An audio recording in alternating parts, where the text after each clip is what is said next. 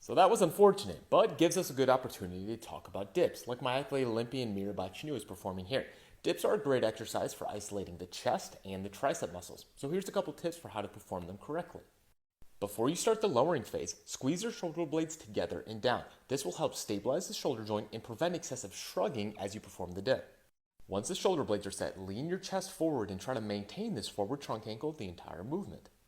Assuming this forward trunk angle is going to place most of the emphasis on your chest and your triceps. Now, being very upright places a lot more stress on your elbows and therefore the triceps. This would not be as ideal, especially if your goal is to create a hypertrophy and or strength stimulus for your chest. As far as depth goes, try to shoot to where your upper arm is parallel to the ground, and only go further if you have good stability.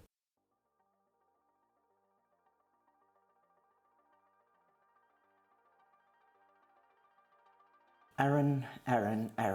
The dip is not the bench press. Before I start this video, a little disclaimer.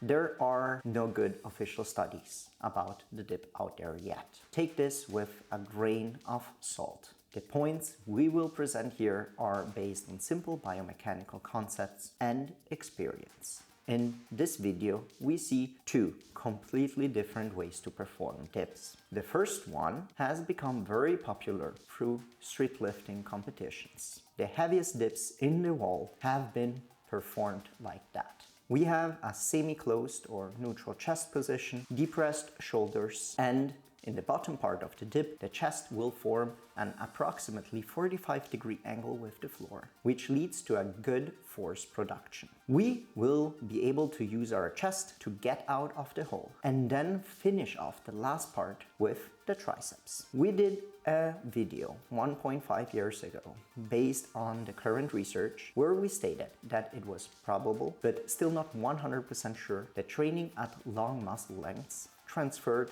directly to more hypertrophy. But new studies seem to show that it actually be the case. Meaning this method might not create as much growth as keeping your chest open and stretching the chest, at least for the lower pecs. Still, when doing so, the angle we will be working at in our chest is still suboptimal, looking at force vectors. So we actually don't have a right or wrong answer to what creates more hypertrophy here for you yet. But throw your thoughts in the comments. Anyways, the second form shown here by Mr. Squat University is the typical bodybuilding dip, more or less. He gives the advice to stabilize your shoulders by bringing them down, so depression, and together, so adduction, before initiating the dip, in order to stabilize your shoulder joint. Now I want you to try a simple task. Put yourself in a plank position, then depress your shoulder blades. Now switch between adduction and abduction.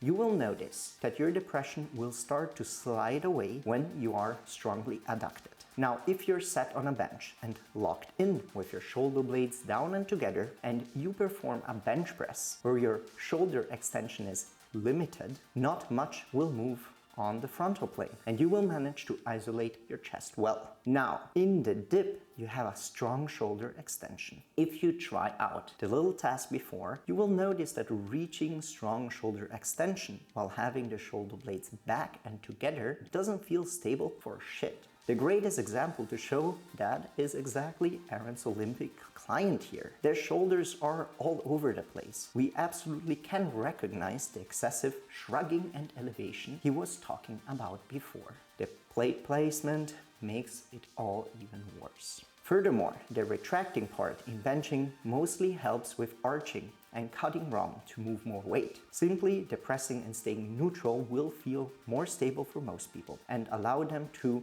avoid any rhomboid pain, which is quite common when over retracting there. To the other points made, I wouldn't advise anyone to do dips super upright by pushing the elbows backwards to isolate their triceps. The reward to possible injury ratio isn't too great here, since shoulder elevation would be unavoidable and for a lot of individuals can lead to elbow pain. But if you enjoy it and you're careful, at the end of the day, the body does adapt to almost everything. A safer way to isolate triceps would be a so-called impossible dip, which was in the past a popular move in calisthenics. In this move, the chest is not contributing to the movement. The problem with this one is that the range of motion of the elbow is still pretty limited, and you usually need pretty heavy elastic bands to perform it for reps. If you don't care about using multiple muscle groups, but you still want to bias the execution towards the triceps, the way to go is to go as deep as your joints allow you while trying to maintain the chest